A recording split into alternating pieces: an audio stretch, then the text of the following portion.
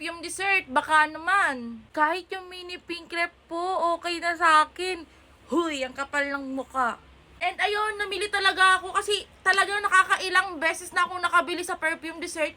And ngayon, may promo talaga sila na tinted sunscreen mga B or tinted moisturizer na may SPF 15. Nakakatawa pa dahil nga libre to mga B, 300 pesos plus yung naking natipid sa pagbili ko lang ng isang perfume dessert na 100 ml.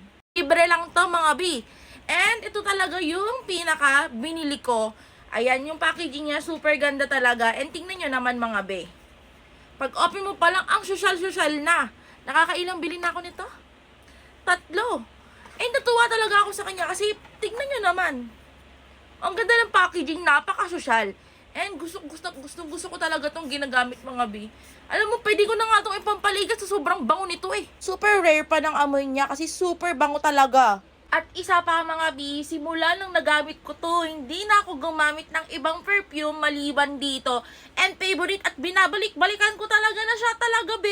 Sobrang bango talaga nito, B. At isa to sa bestseller nila, ang ating Red Velvet. Hindi ko na talaga i-gatekeep to mga B dahil super affordable na lang nito. And ilalagay ko sa basket yung link para makakuha din kayo ng libreng tinted moisturizer or sunscreen. Kaya kung ako sa'yo, i-check out ko na to dahil super affordable na lang nito.